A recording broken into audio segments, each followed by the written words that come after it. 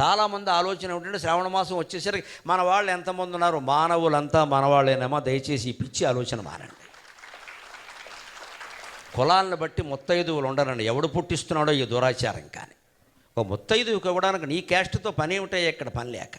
అవతల క్యాస్ట్ వాళ్ళు ముత్తైదువులు కాదా? వాళ్ళు పవిత్రంగా లేరా? నువ్వు ఒక్కడవే ఉన్నావు ఇక్కడ. ఈ మాటలు చాలా చోట్ల వింటున్నా.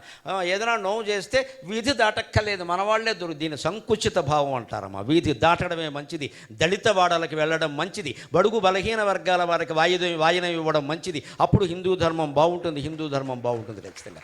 ఎన్ని గడపలు దాటితే అంత మంచిది, ఎంత దూరం వెడితే అంత మంచిది. మన కులం వాళ్ళకి ఇవ్వకండి, వేరే వాళ్ళకే ఇవ్వండి.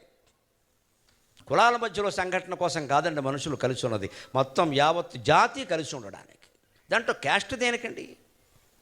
అది ఎదురింటి వాళ్ళ విషయంలో మనం పాటించాలి. వాళ్ళు ఏదో శ్రావణ మాసం వాయనం పట్టుకొచ్చారు, నేను ఎవరి దగ్గర పుచ్చుకోను, ఫలానా కులం వాళ్ళ దగ్గర పుచ్చుకోను, నేను ఇలాంటి వాళ్ళ దగ్గర వద్దు, శుభ్రంగా పుచ్చుకో, హాయిగా ఆవిడని ఆశీర్వదించు, నీకంటే పెద్దవాళ్ళు అయితే నమస్కారం చేయి పంపించు. వాయనం పుచ్చుకోవడానికి కులంతో పనేమి లేదండి. భగవంతుడికి ఏదైనా ఇష్టము అని చెప్పారు అంటే అక్కడ ఒక తత్వం ఉంటుంది ఖచ్చితంగా, అది మనం అలవాటు చేసుకోవాలి. అంతేగాని ఇంకా నైవేద్యాలు పెంచేసి, చీరలు పెంచేసి, ముత్తైదువులను పెంచి, పైగా ఇందులో ఒక అవమానకరమైన విషయం ఏంటంటే భర్త పోయినంత మాత్రం ఆవిడ లలితా సహస్రం పూజకు అనుమతించరండి.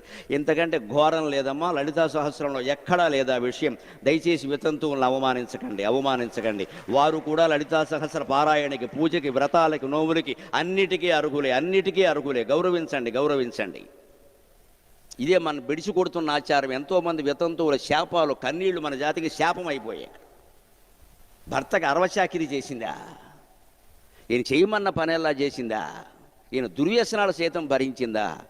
ఆ పెద్ద మనిషి పోగానే ఈవిని అవమానిస్తారా మీరు? పైగా స్త్రీలే. నమశివాయ. ఆవిడేమన్నా ఆయన చంపేసిందండి మొగుడిని? నాకు అర్థం కాదు. చంపేసి రెండో పెళ్ళి, మూడో పెళ్ళి చేసుకుంటే వేదిక మీద దండలేసి గౌరవిస్తా. సంఘ సంస్కర్త. పైగా ఎవరన్నా విమర్శించారనుకోండి, ఆవిడ వ్యక్తిగత జీవితం మనకెందుకు? మరి వితంతువుది కూడా వ్యక్తిగత జీవితమే కదా. Fundamental question. నువ్వు ఎవడబోయా మాట్లాడడానికి? ఆవిడ మొగుడున్నాడో లేదా నీకెందుకు ఆ విషయం?